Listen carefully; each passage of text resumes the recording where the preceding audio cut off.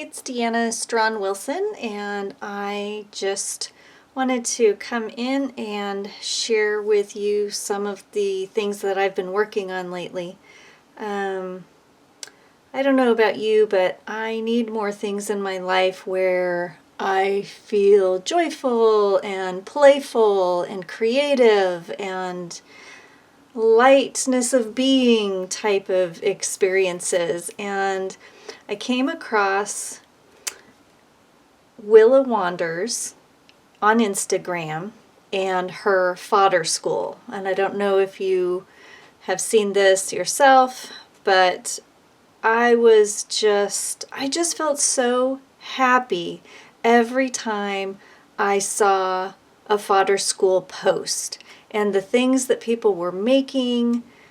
It just made me feel good and happy, and it was something that I needed in my creativity, in my daily life. I have a day job, it's not art, and it's really hard as far as it's in social services and it's taking care of other people, and the needs have increased so much, and I just need something that is playful and fun and inspiring. And there's also a lot of healing and journaling and that kind of soul work, and I just love it. And so I was looking at her Fodder School stuff, and I was watching YouTube videos and reading the different courses. She's got 4 years worth of Fodder School. They're in Fodder School 4 right now. And I thought, oh, they're already halfway through. It's sort of a live community throughout the year, and that maybe I would join the Fodder School 5 when the next one starts. And so I went ahead and I purchased Fodder School 1, and I just started making the projects, and I'm in love. The other thing that I do when I look for a class to take is I look at how not only is it going to be fun and playful and creative and inspiring, but how can I learn? What will I learn that I can take into my own artwork? So what I'm doing here today is just showing you a few, and I say a few because there are many, many projects in Fodder School. A few of the Fodder School projects that I've done so far. So the first project is making a fodder keeper. And if you're not sure what collage fodder is, it's all the bits and baubles and trinkets and all the things that you might use to build out a collage, a card,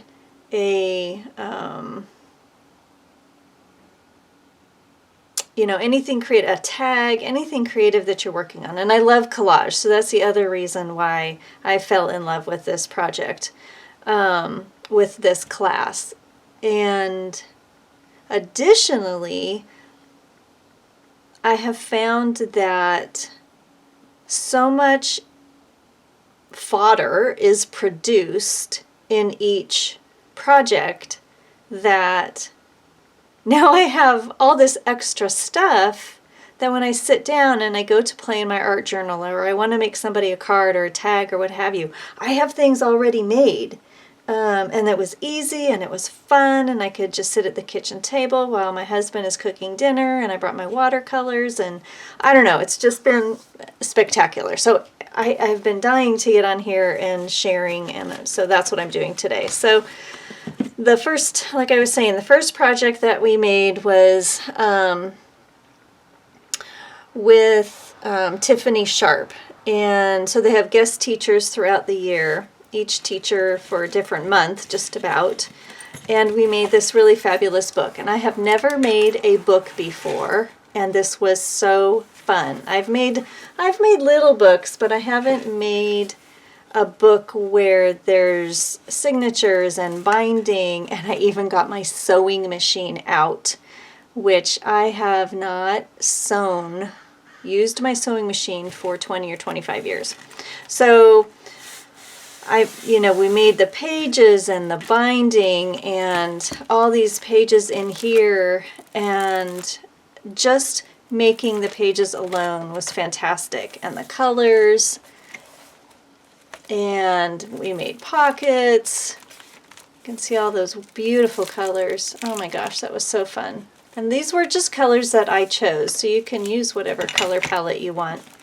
But we also made these really fabulous watercolor fodder bits, and so I've got rainbows. We'll have a little tag. Rainbows and these fun mushrooms. Oh my gosh, they were so fun. So fun. Mushrooms. I don't really like mushrooms, but I think mushrooms, I don't like to eat mushrooms, but mushrooms are super whimsical. I also thought about, what do I typically doodle, and I tend to do stars and hearts and crowns, and so I did some of these stars, and they say like shine. They kind of look a little bit like starfish, like with, I don't know, little barnacles or something on them. They're so cute, so fun. And then crowns, I did these crowns. Oh, and you'll have to come watch another video because I'm going to show you what I did with them. These little crowns, they're so cute. I love crowns. Queen of Hearts, and here's my hearts. And they're just are so fun and whimsical, and you can put a word on them. You can leave them plain. The other thing I loved about playing with the watercolor was mixing the colors and watching them blend together and seeing which colors I really liked together. I don't paint too much. If you follow me, I don't paint a lot on white, and so this was really fun to experiment with the different watercolors. I did these circles with some silly words on them, fiery puff, and creative words, aspire, sugar puff, spicy peach. I think I have some kind of, I've got vision, create, thrive. Oh, sassy sprout. That's a cute one. Where's my camera? There we go, sassy sprout. So cute. And then we also made these watercolor flowers. And then I made some tags, so they don't have any words on them yet, but I made these little tags that I can add to cards or other projects as I want to, and they're all ready to go. I have decided I need to get some other watercolors. I need some other watercolors in my palette that I don't have. These were different colors for me to use, very bright and cheerful, and I really like that. And there is a specific color palette that I have that to do some of this, I'm finding I need to get some other colors. I also took a whole bunch of pictures of flowers and saved them so that I can look at them to draw more flower fodder. And so we put this book together, and with the binding, and then added these fun charms. I made some little clay charms, and some of these are like jewelry that I picked up in Mexico. This is an earring from my mother-in-law who has since passed away. Different things that I've collected. So I looked through my old jewelry box for that. Another project that we did that was super fun was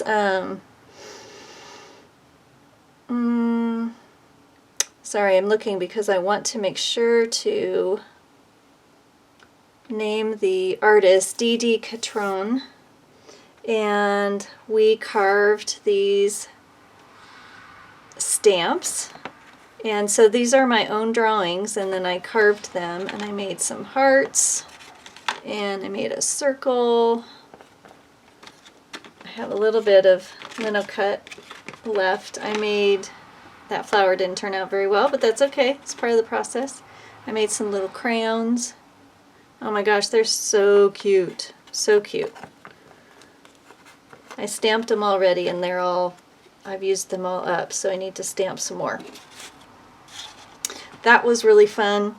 There was mark making, which I've done with a couple of other artists, but it's something that I think is a little challenging for me. I think it's not so structured. Like, making this book was very structured. There were steps, and I followed the steps. And the mark making was much more, you know, intuitive, I guess, and loose, and, sorry, I'm looking for the artist. Stencils. I think it's Amy Bishop.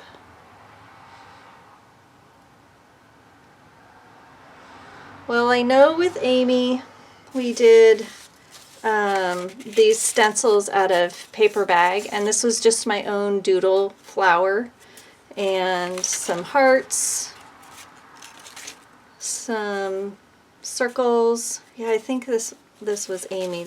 So we did these stencils, made stencils, and I've been wanting to make my own stencils. I have ideas, and so it was really fun to just make some out of paper bags. And then we did mark making on papers, and went through and used different tools. Like, I think this is a cork, and this is the stencil. So used the stencil on some tan tone deli paper. There's some more. There's the flower. I really like that. That turned out really cute. I didn't like how everything turned out, but that's okay. I have some that I love. Here's a tag that I did with the heart stencil. Just some papers. Oh, I've used some, so there's some scraps in here. I really liked these on the, this is just manila file folder paper, and I made that. So I just went through and looked for all different kinds of paper that I have. Book paper. I have these old receipts from a grocer. I don't know how old. They're yellow, so I'm sure they're very old. And I've been saving them actually for years. I don't think there's a, 1924 is what that says. That receipt is from 1924. And they got one basket of peas for $1.50. A box of, I don't know what it is, half a box of something. I can't read that. I can't read it. Anyway, so made all these pieces of paper, and we'll use them. I like this one. We'll use them in a project. I scoured my kitchen drawer for some tools. So did that.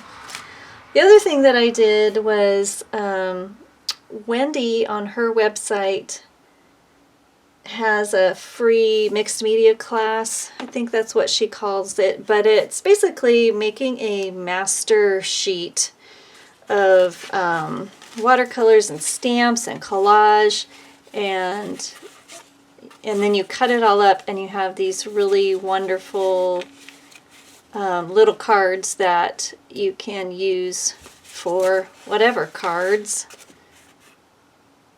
That one's cute. I should keep that one out and use it. But I love having these things on hand. These are collage papers from Art House Whimsy, I believe. It was just a super fun project, and I did that on white watercolor paper, like I said, which I don't normally use. I normally use Tantone, so then I had to do it again on Tantone, and I tried a different color palette, and it's okay. I'm not sure I like it as well. Some probably more than others, but you know what? You can cover it up. It's just mixed media and acrylic, and I can cover this up. That one's kind of interesting. So that was really fun. And then I have been working on a lesson, and I didn't like what the end result was, so I cut it up. And now I also have, why throw it away? Now I have more cards that already have cool marks on them. That one's got a face, that one's got part of a flower. So it just, I think, my point is that this Fodder School is really benefiting my own art practice, and not just my art practice, but I think my art life. And I'm just really glad to have found it, and I feel like I can't get enough of it right now, and I recommend that you check it out. It's I'm really, really liking it. So I hope this was interesting to you, and that it was inspiring, and maybe you learned something new. Thanks for tuning in. Bye.